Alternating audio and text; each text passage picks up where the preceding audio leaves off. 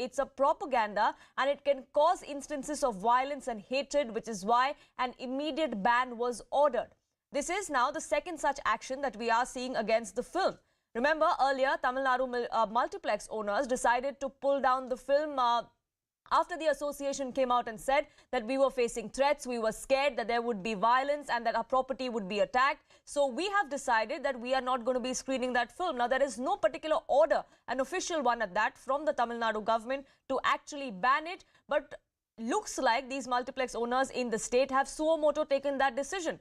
On the other hand, we have another state, a BJP-ruled one at that, which is Uttar Pradesh, has made the film tax-free. A few days ago, we had Madhya Pradesh that had a similar move as well. We are going to be seeing the Chief Minister of Uttar Pradesh with his entire cabinet watch this film in a special screening in a few days from now.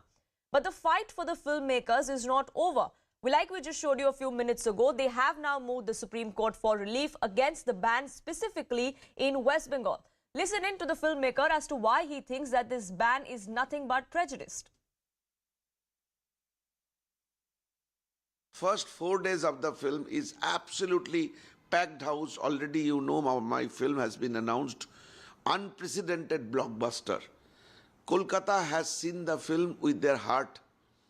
Kolkata had not a single incident, untoward incidents has happened in Kolkata.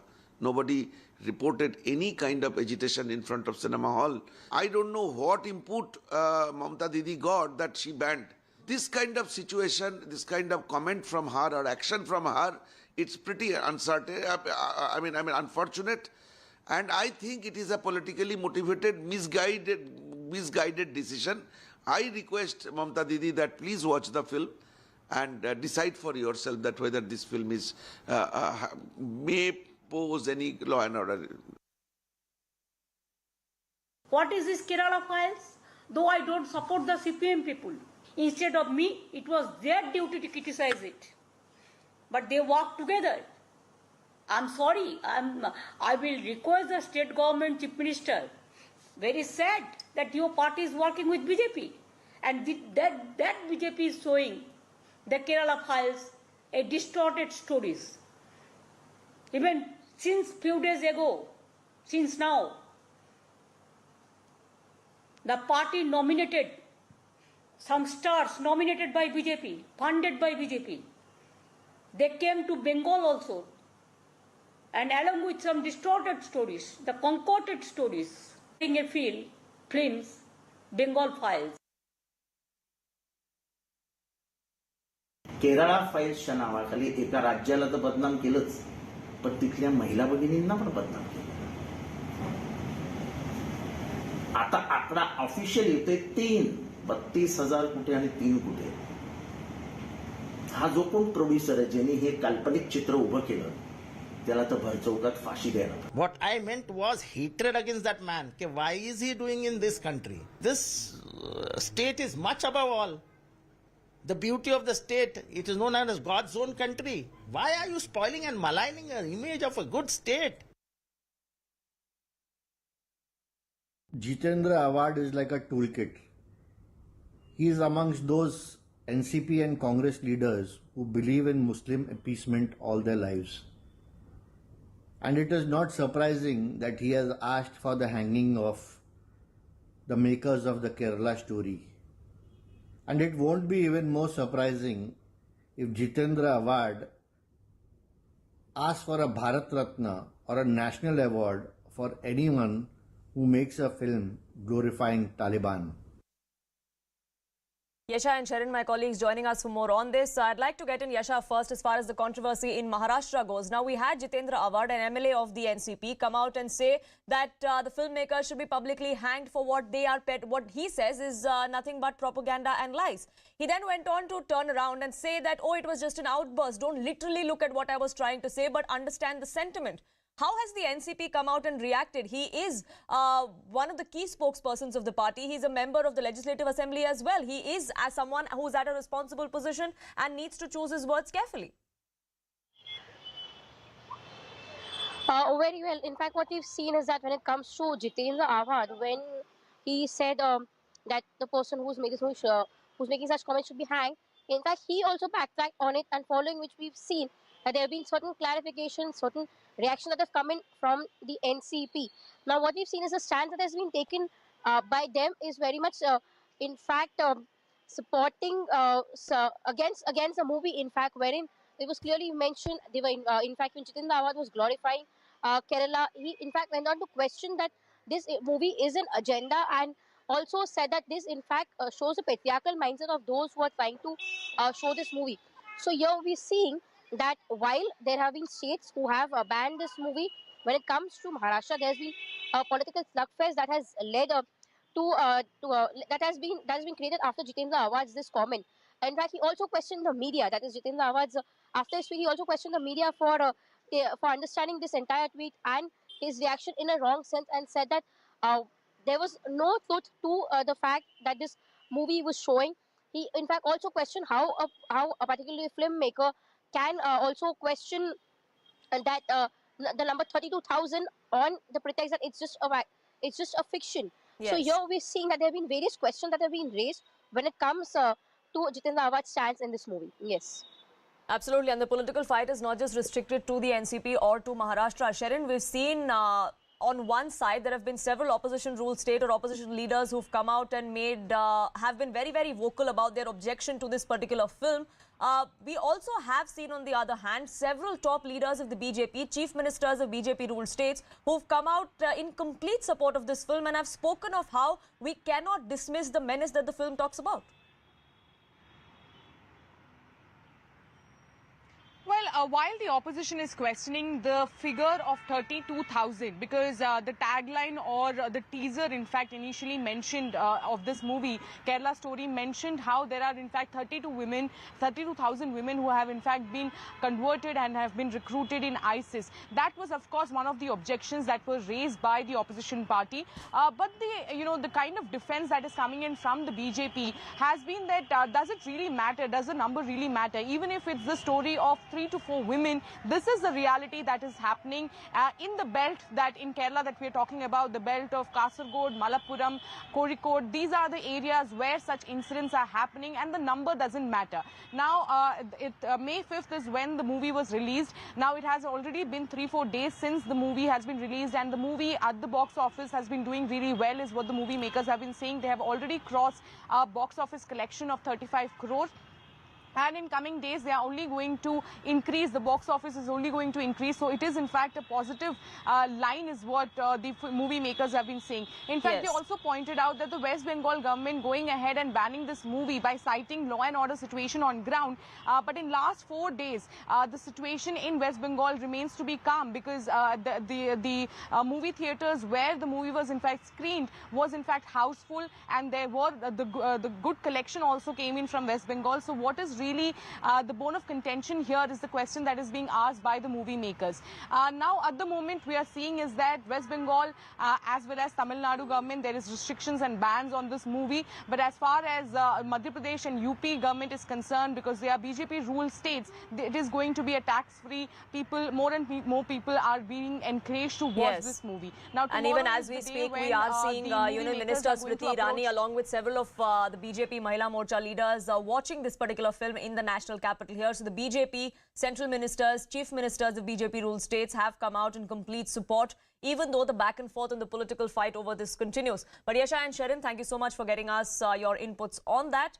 Whether this ban or the opposition to this movie is prejudiced or whether it's plausible, are there concerns that are being raised valid, at least from the opposition side, or is this brouhaha for nothing? Let's open that up to the panelists who join us on this broadcast. Political analysts Professor Manojit Mandal and Professor Gargi Nandi Roy join us on this broadcast. Actor Shehzad Khan also with me. But I'd like to begin by asking Manojit Mandal, who's also leaning towards the TMC. Yesterday, Manojit Mandal, when Mamta Banerjee held that press conference and she made the announcement of wanting to immediately ban this film, she says that it could flare passions, there could be instances of violence and hatred. But the film was released last week on Friday. The decision came 4 days later. Was there any instance of violence that was seen anywhere in the country, or at least in the state of West Bengal, that led to this decision? It's quite tragic, Nairo, because, well, that on a day when we are celebrating the birth anniversary of one of the greatest sons of India, we are talking about a movie which is specifically meant to spread hatred against a particular community. Gurudev Rabindranath Tagore wanted an India that will shelter everyone. And I believe our Prime Minister is an extremely fond follower of Gurudev Rabindranath Tagore. He keeps quoting that very famous poem called Bharat Tirtha, where India has been conceived of as a pilgrimage. But look at what you are practicing. I mean, it's clearly on the face of it that this movie has actually polarized people. And this was the specific purpose of this movie. When this person, by the name of Sudipto Sen, again, it's quite tragic, sir, you are also a Bengali. We have seen one Mridal Sen, Satyajit Rai, Buddhadev, Dasgupta, and even Gautam Ghosh, and so many others. I mean, you should have learned how to make movies. They are also Bengalis. It is so tragic and ironic. And everyone knows what this person is. His identity is clearly aligned with the RSS BJP club. Sure. I mean, you had seen this. What happened during the Goa festival when Kashmir File was being shown, and one very prominent director from abroad who called Kashmir File a propaganda movie. This person was chairing that particular session of the discussion. I think it's clearly on the face of it, he himself is not sure about what he was doing, and that's why he took out the teaser. You are saying the number doesn't matter. Then why did you take out the teaser? That's not what I said. But I just want why did you take out the teaser if the number doesn't matter? 32,003 are the same. Sure. Then why did you take out the teaser? Sure. You are not confident of what you are showing. So why are you asking the people to watch this? I mean, the Bengal government has done absolutely the right thing. But Professor Manojit Mandal, you haven't answered my question. I asked you why was the decision taken 4 days later? Was there any instance of violence that was reported in the state? If not, then why is this decision in hindsight? It should have been perhaps if you wanted to ban it because you think it's propaganda and has the intention of flaring passions, you could have done it even before it was released. Yeah, I'll tell you. In order to take such a decision, you need to watch the movie. You need to, look at the reviews of the movies. In fact, I tell you, even in the hindsight, the judges who are delivering verdict, they should also watch and then deliver the verdict. It can flare up many things, not just communal violence. Let me tell you this, and with full responsibility, it can even negatively encourage people to join ISIS, I tell you. This is the way you show this story, this can be kind of negative campaigning to join ISIS as well. Sure. What are you doing? Why are you doing this?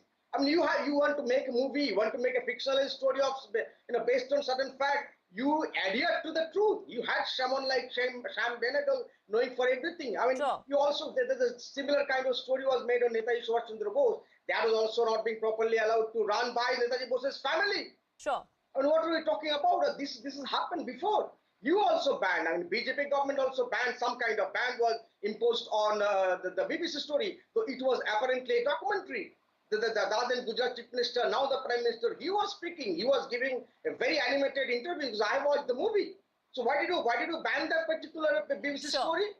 And now when you are actually fictionalize something that is entirely untrue, and the government of West Bengal in its complete wisdom and in reasonable apprehension of law and order situation, if they are trying to ban it, this is absolutely under the legal system. Sure. So, Professor Roy, there is an example that Professor Mondal is highlighting, that if you think this is not provocative, unlike the TMC, then why did you try to put a gag on the Prime Minister's documentary or several other things that the BJP has done as well? So, is this as per convenience? No, I think, it's very unfortunate that when parties like TMC or the left party in Kerala, they have this political interest. They have a great dependence on the Muslim votes, and that's why they are behaving like this. And initially, maybe Mamta Banerjee did not feel that so many people of Bengal will rush to the theatres. It will be such a big hit in Bengal. Now she has been like scared. She's thinking that she'll lose her vote bank. That's why she reacted. And it is unfortunate when they are equating an entire community with ISIS, which is a radical Islamist group. And Manojit Mondal, please come out of your denial mode. Radical Islamism is a menace across the world. See what has happened to countries like Syria or Palestine. And what are you saying? There are so many instances. Let me quote Manojit, that the Bishop of Palai Diocese, Joseph Kalarangar, of Syro-Malabar Church. You know what he had said? He had said that people who claim there is no love jihad are turning a blind eye, and he had said that young men and women of Christian community and other non-Muslim faiths, they are lured and trapped through means like love jihad and narcotic jihad.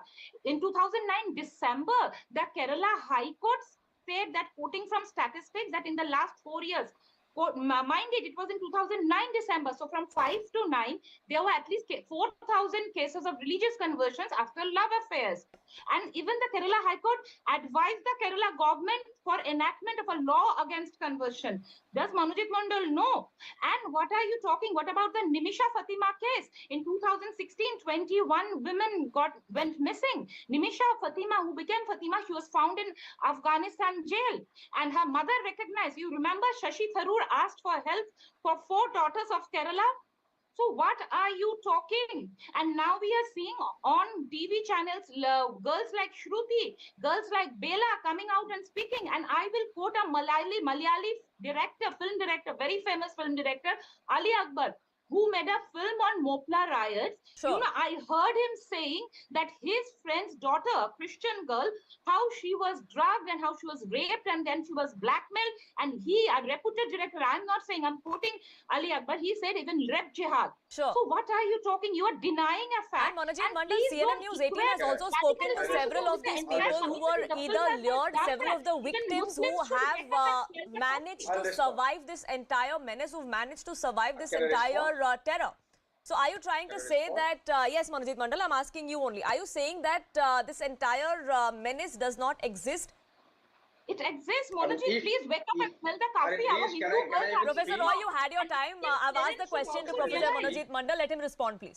Manojit Mandal, go ahead. We all Give me know 10 seconds. I want to ask Manojit about one thing. Manojit, one second, I want to ask you, do you know about a film called Caliphate on Netflix?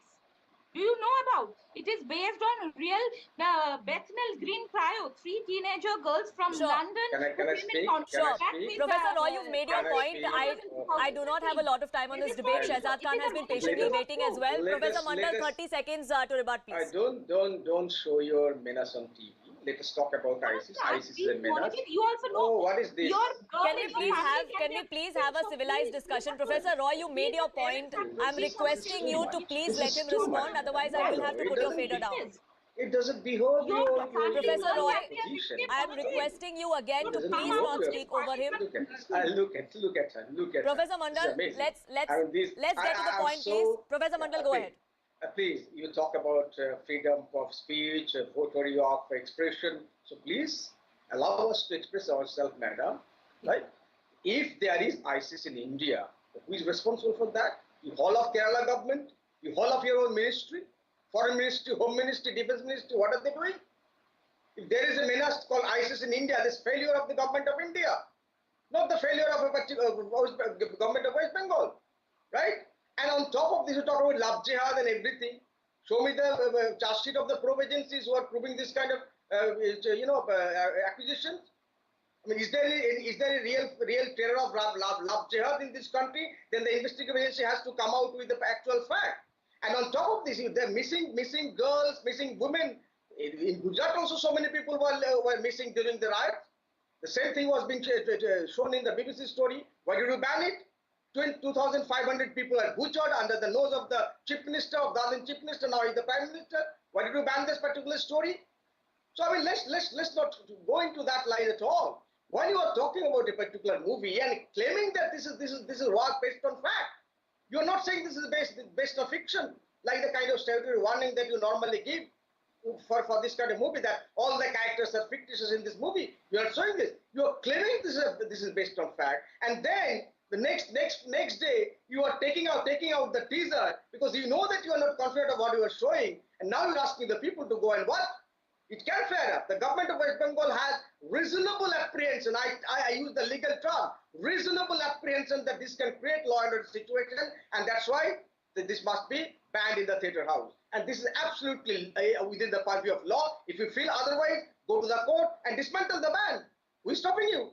Sure, and the filmmakers have gone to court. They have sought legal recourse, but I want to get in Shahzad Khan also in, who has been patiently waiting, and I apologize for having made you wait for that long. But Shahzad Khan, every time we have the conversation around a ban of a certain film or a certain work of art, there's always this argument that is made of freedom of speech. As far as this particular film is concerned, and the objection mainly has been about how the figure of 32,000 has been drastically reduced to 3.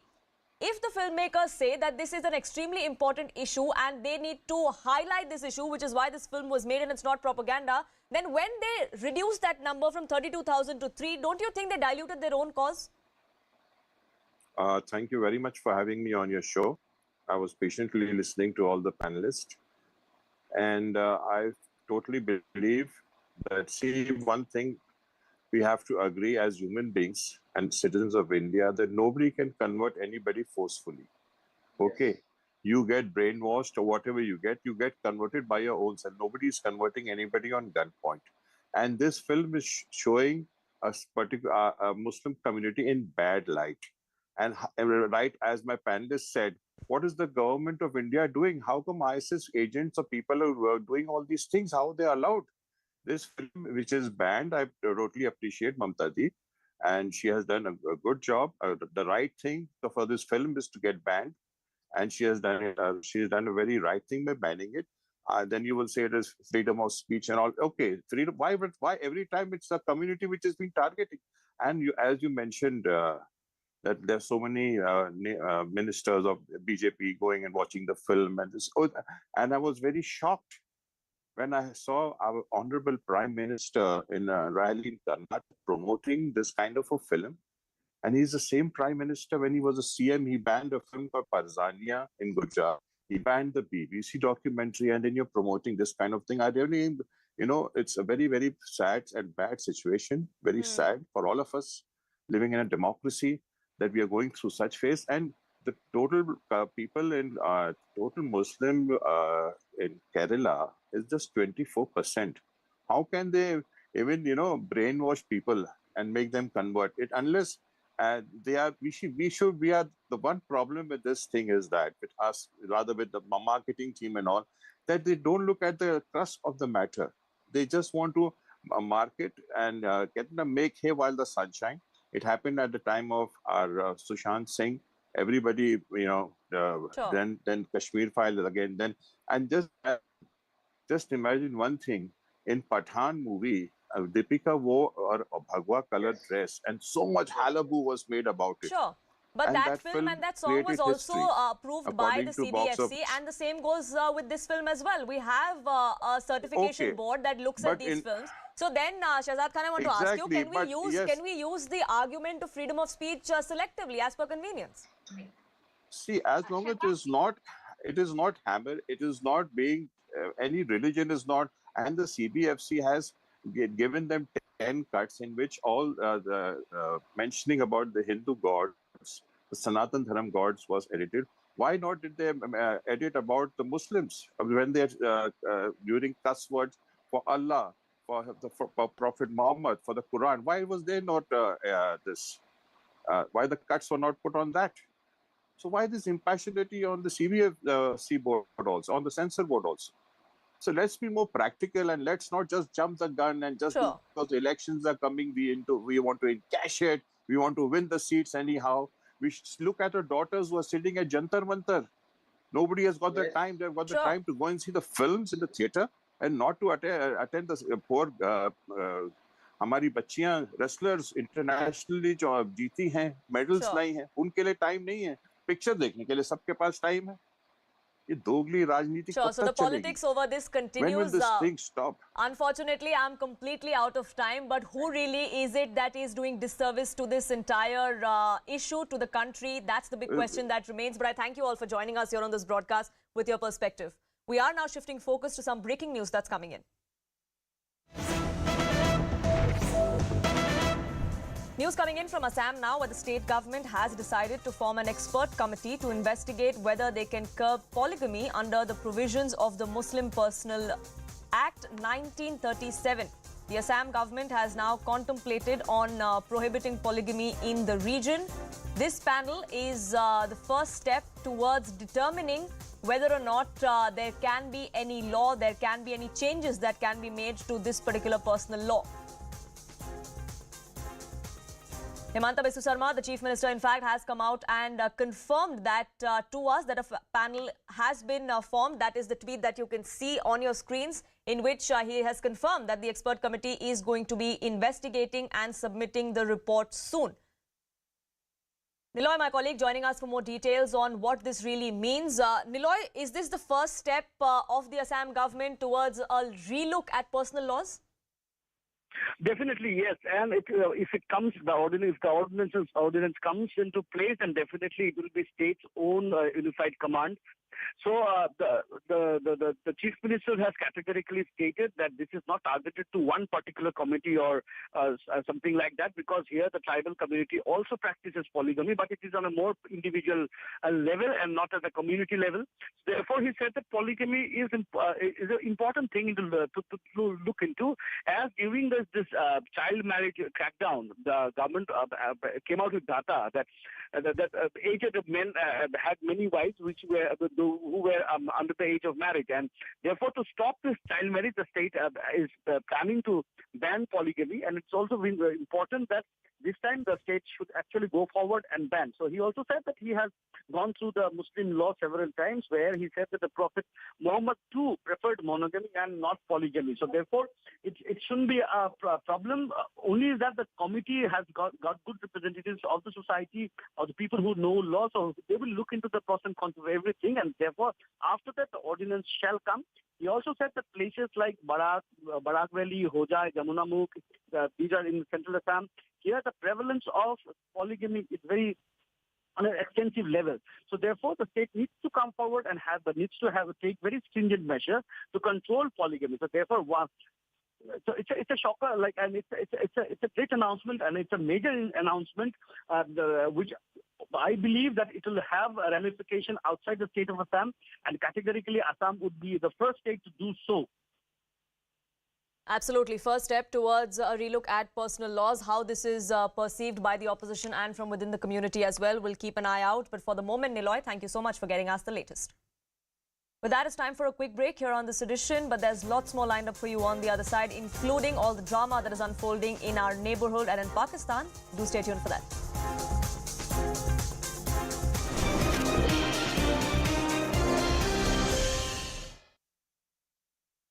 At that, Vipul Shah, thank you very much for speaking with us here on Brass Tacks. I want to first go across to Vipul Shah, who's the producer of this film, the maker of this film. Thank you very much, Mr. Shah, for joining us.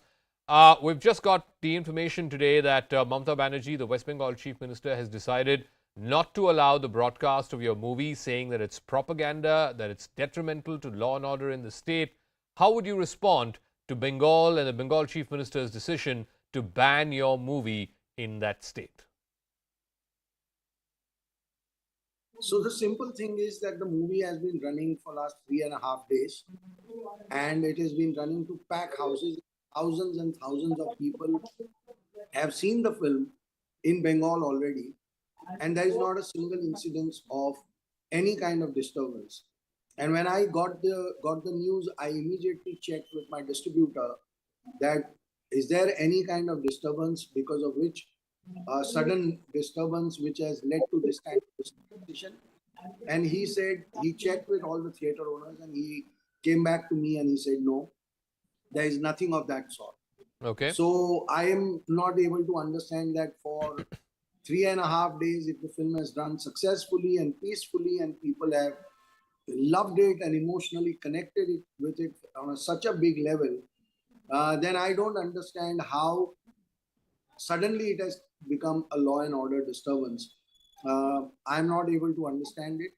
Maybe you can explain it to me. But tell me, Mr. Shah, what is also being cited, it's not just Bengal, which has now banned your movie, but also states like Tamil Nadu, where there seems to be an unofficial ban because theatre owners are saying there is no footfalls, they don't want to take a chance, etc. The reasons that are being cited by these folks is yours is a propaganda movie, it demonizes one state, it demonizes one entire community, and potentially it could lead to some kind of violence. What do you have to say to that? We've made it clear, amply clear, time and again, that this film is not against any community, any religion, or even the state of Kerala. It's against none. It's against terror. And if I thought that when we are making this kind of a film, we'll be applauded for exposing the terror network, showing the courage to expose the terror network at this level with such honesty and such boldness. But instead of that, now we are being told that we are a propaganda film. Okay. I don't know how to answer to that. The only answer I can think of is that go and see those females who are coming out of the cinema hall and crying and connecting with the problem. And there are so many stories. Day before yesterday, on Saturday, there was a woman in one of the theaters in Goregaon. She got so emotional that the film had to be stopped for 10 minutes because her daughter went through a similar situation. Okay. And she had to be consoled. And once she calmed down, the film restarted. Now, a propaganda film, I'm sure you will understand, cannot have this kind of a real connect. That's my only answer as a filmmaker. Okay. That when your film is genuinely connecting with the people of the nation, it cannot be a propaganda film. We've seen in the past, propaganda films come and they mushroom for a weekend and then they disappear. But that's not the case with this film. Today, the number of people watching this film is much higher than Friday. So the other point that the critics of this film say is that, you know, what is being depicted in the film is far away from reality, and the truth is there might be a few hundred cases of people converting or being converted forcibly to Islam and then being taken to fight for ISIS in Iraq, Syria, Afghanistan, etc. But you make it a completely absurd and exaggerated claim that there are more than 30,000 such cases. So what the reality is and what you have portrayed, one is an exaggerated version of the other. How do you respond to that? See, what happened is that was the only argument they had against the film before the film released, right? And in 3.5 days, there are millions of reactions from various people on social media where nobody has talked about 32,000 number or number is less or more. What they are saying is that, oh my God, if this is happening in our own country, we need to stand up and protect our daughters. So the film is connecting with people on a human.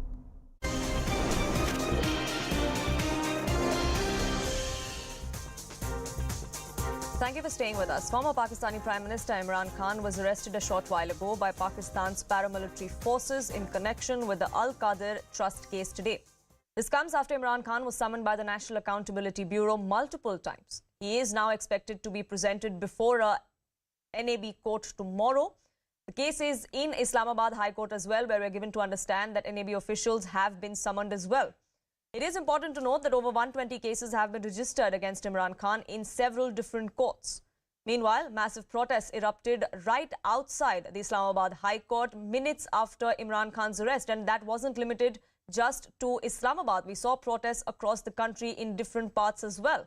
There was Section 144 that also had to be imposed in Islamabad to control the situation.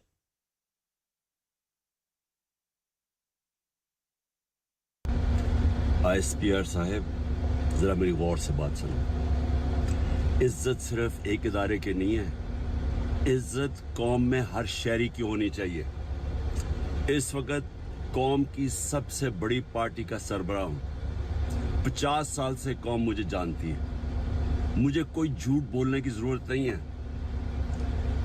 इस आदमी ने 2 दफा मुझे कत्ल करने की कोशिश की, और जब भी इन्वेस्टिगेशन होगी मैं ये साबित करूंगा कि ये वो आदमी था और इसके साथ एक पूरा टोला है।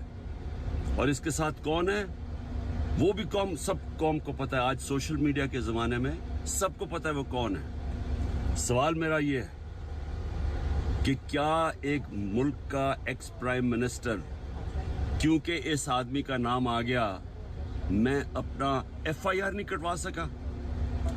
पता तो सच और झूठ तब चले जब इन्वेस्टिगेशन होती है, FIR इसके खिलाफ होती, इन्वेस्टिगेशन होती।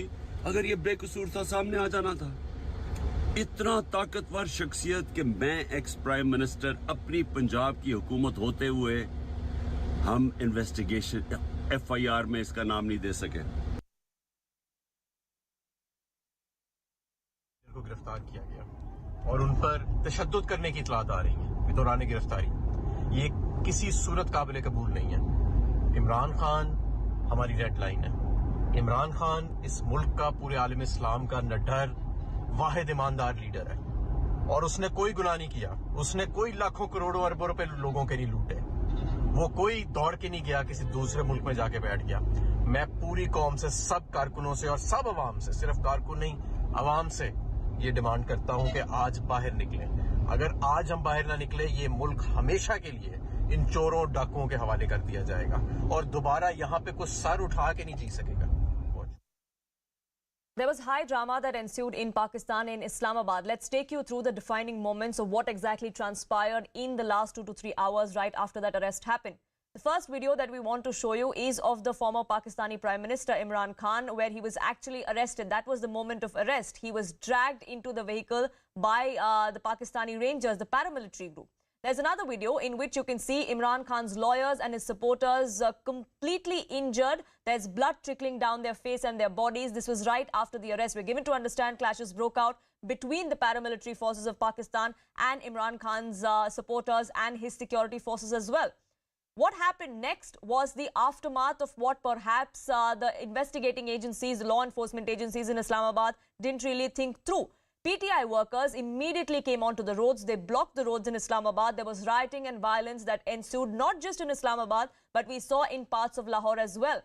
Then he was taken to the NAB office. He was then taken to the Islamabad High Court. While Imran Khan was inside the biometric office of the High Court, there were rangers that were trying to bang the doors of the particular office, storm inside, and there was massive drama that ensued there as well.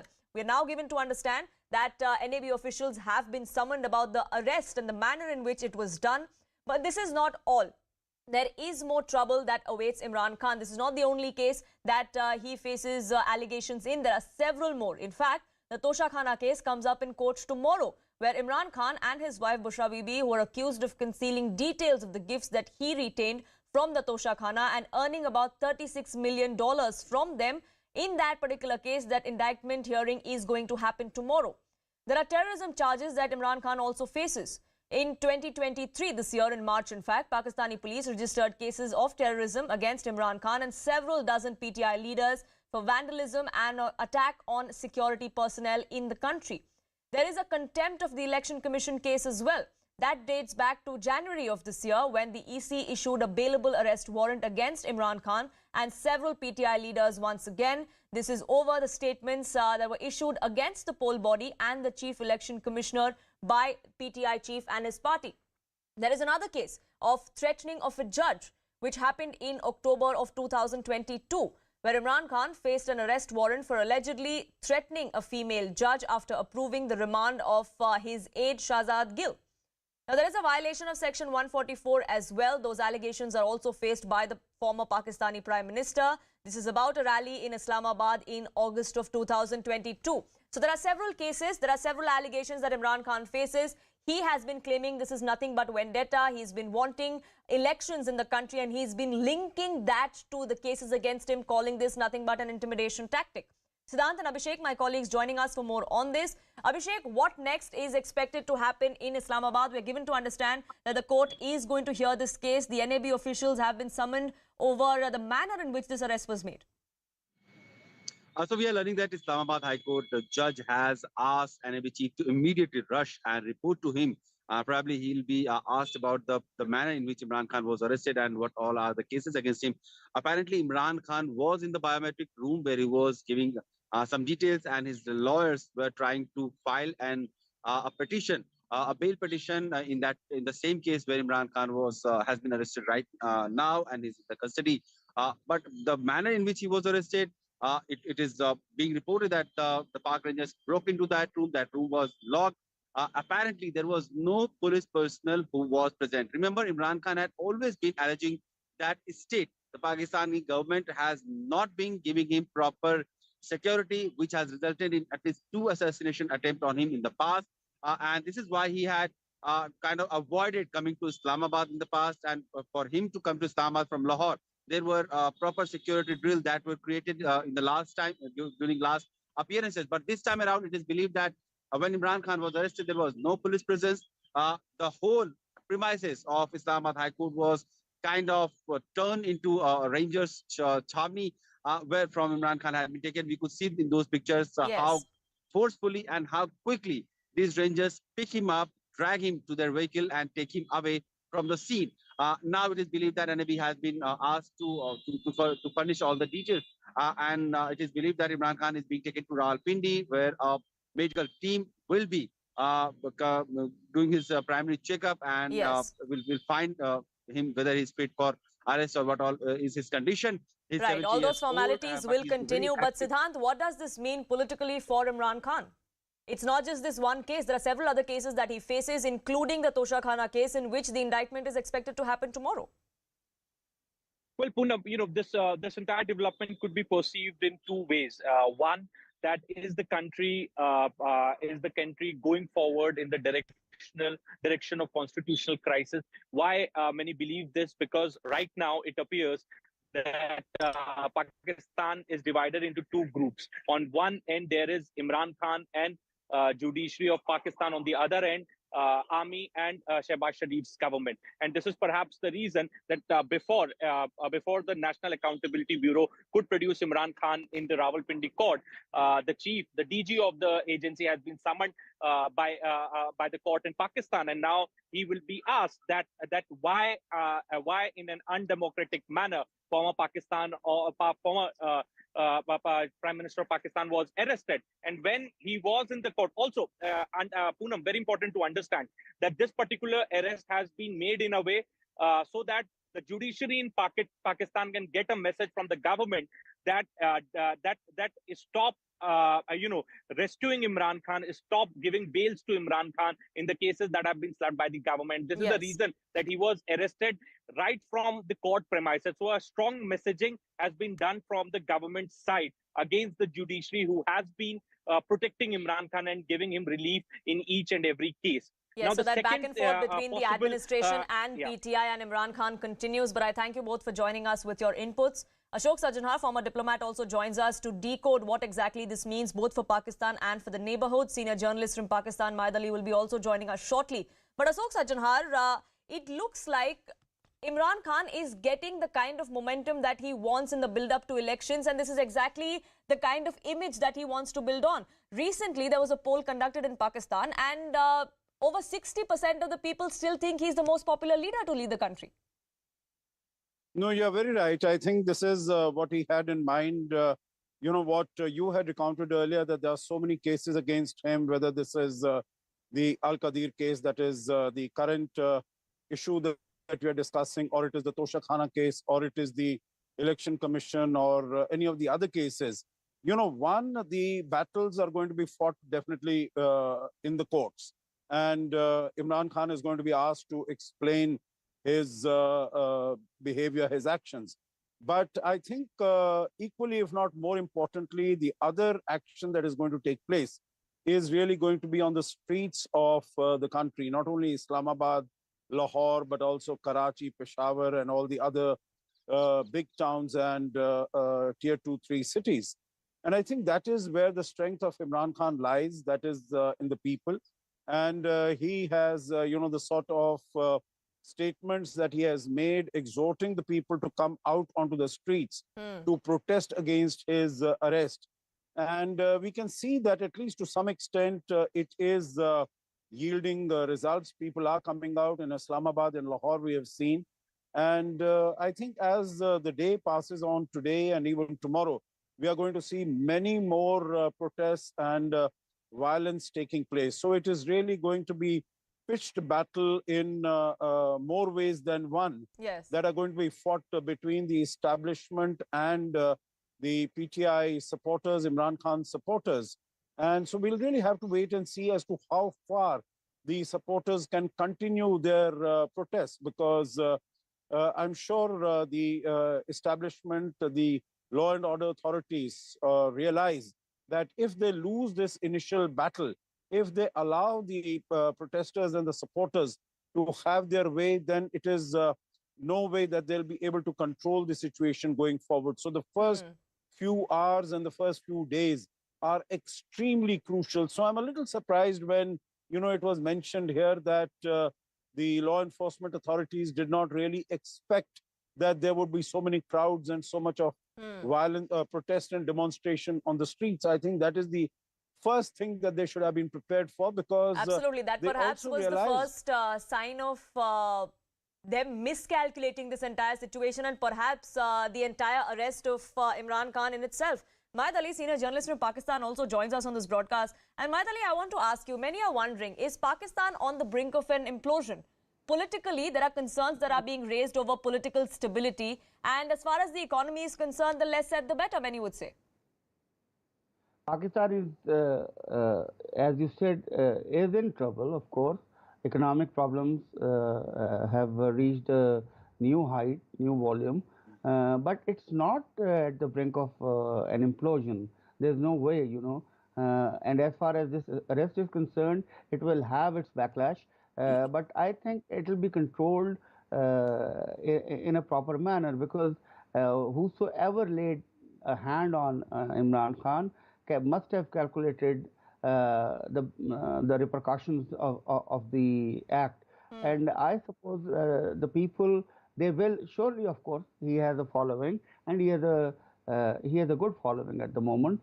But it doesn't mean that he could not be arrested. He was inviting trouble, I think, for the last few months, and especially this week, the previous week, he's been pointing fingers directly on serving army generals, and which is something which our constitution forbids, and which is not acceptable to the government and to the people other than the PTI circles. It was not taken very well by general people in Pakistan, barring, I'm again saying, the PTI supporters. So there we can see pitched battles, but once the government comes into action, and in case I'm just talking about a possibility, in case it calls the army, then it will be very difficult for PTI supporters to stand up and protest like the visuals that I'm seeing. It's not much, you know. It's not much. This could I see only police handling the protesters. They haven't yet invited even the Rangers. So army is the next level, and that level, I think, may not be required at the moment. Sure, but the kind of visuals that we saw, the manner in which the arrest was made, that is also something that has raised hackles across the country. What happens next? Whether Imran Khan gets released from the courts like he has in the past as well, or this spirals into further. Unfortunately, I have to leave it at that. I thank you both gentlemen for joining us here on this broadcast with your perspective. That is one of the top stories that we are tracking here on CNN News 18. But for now, let's shift focus to some breaking news that's coming in. And this is over elections in Karnataka tomorrow. Congress has now written to the poll panel against the video message that the Prime Minister put out this morning. A complaint has been filed for blatantly violating the Model Code of Conduct. Remember, the Prime Minister this morning not only put out a video message, he also wrote an open letter to the voters of Karnataka, and the Congress has now taken objection to that. Pallavi, my colleague, joining us for more details on this. Yes, Pallavi.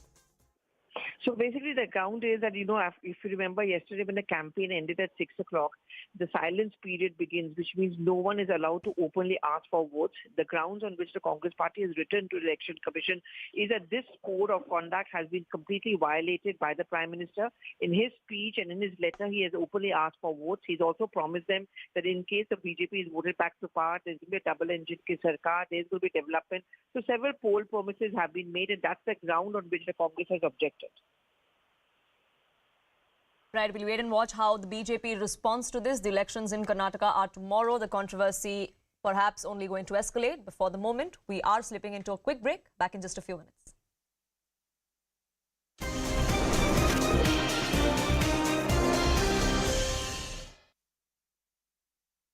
To law and order in the state, how would you respond to Bengal and the Bengal Chief Minister's decision to ban your movie in that state?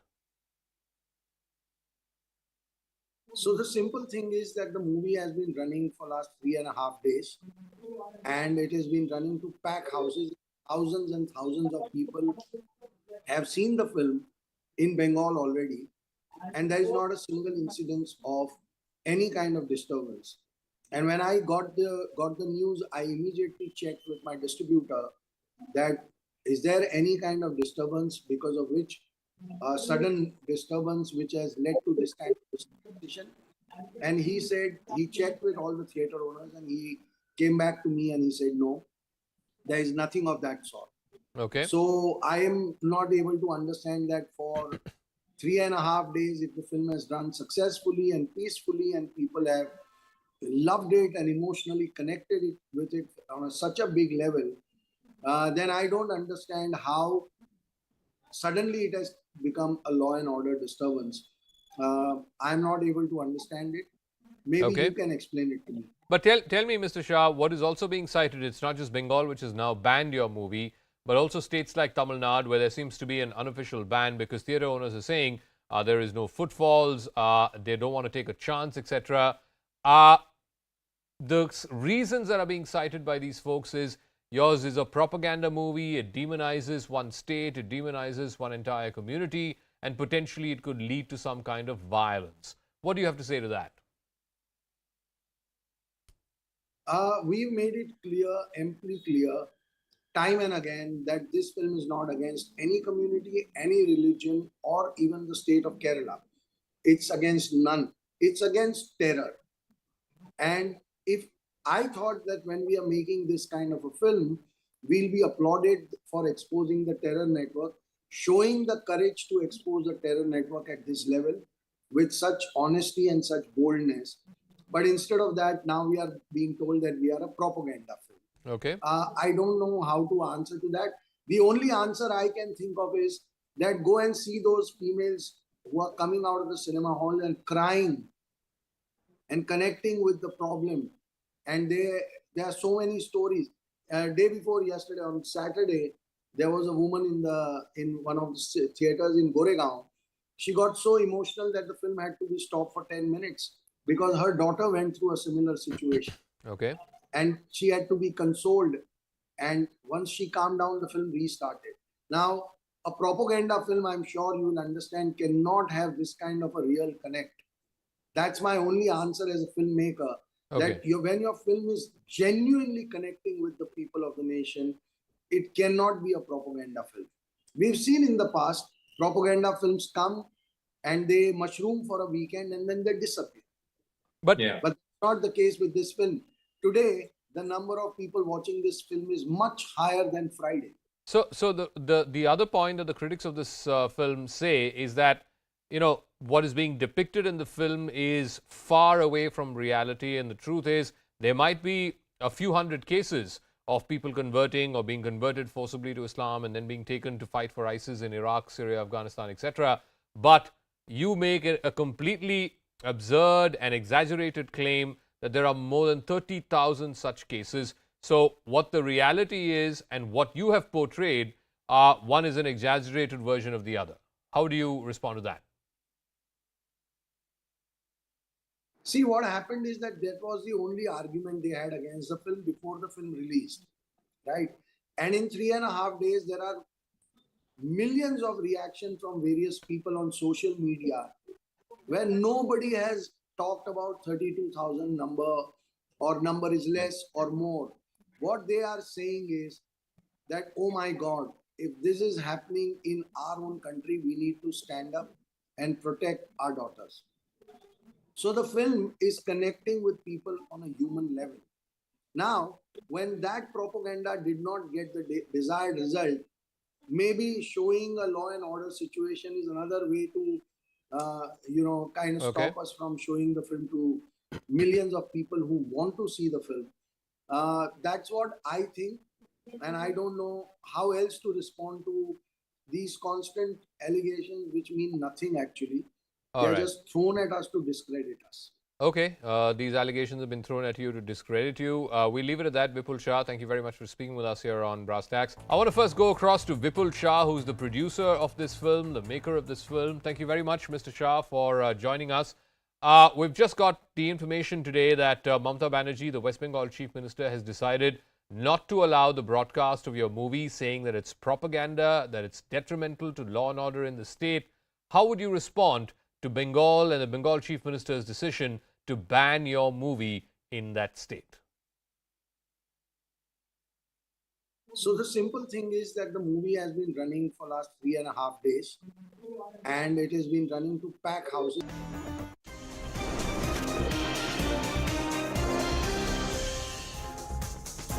Welcome back. Thousands of people line the streets of Moscow's Red Square today as part of Russia's annual parade, an exhibition of patriotism marking the Soviet Union's role in defeating Nazi Germany in World War II. I'm leaving you with what transpired. It is very important that today in Moscow have gathered the leaders of the Commonwealth of Independent States. I see respectful attitude towards the feats of our ancestors. They fought together and they want together. All nations of the former USSR made their contribution to the common victory, and we will always remember that. We bow our heads in memory of those whose lives were taken by the war, in memory of the sons, daughters, fathers, mothers, grandparents, husbands, wives, brothers, sisters, relatives and friends. I pronounce a minute of silence. Form battalions.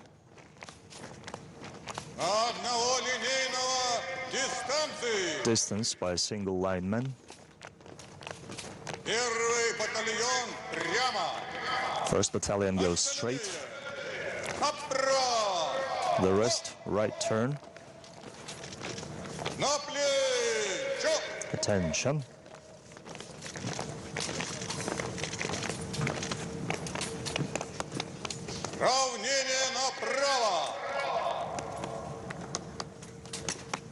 Шагом марш!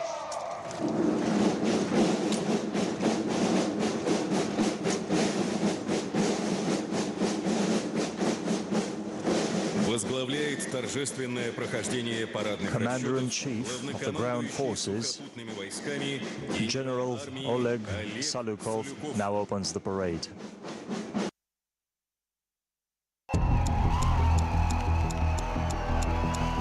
जब polling booth में button दबाओ ना, तब जय बजरंगबली बोल करके सजा दे देना। भाई कहता है काली क्या मैं गोली खाऊंगा इस देश के लिए। The Karnataka Prestige Battle. Catching the bone pulse from newsmakers to voices that matter. ये साउथ का प्रवेश द्वार है और इस बार हम यहाँ पर पूर्ण बहुमत के साथ भारतीय जनता पार्टी की सरकार। Congress party would come back to power with comfortable majority. Congress should not get any space because it will take that particular state backward. Issues, impacts, and implications. Battle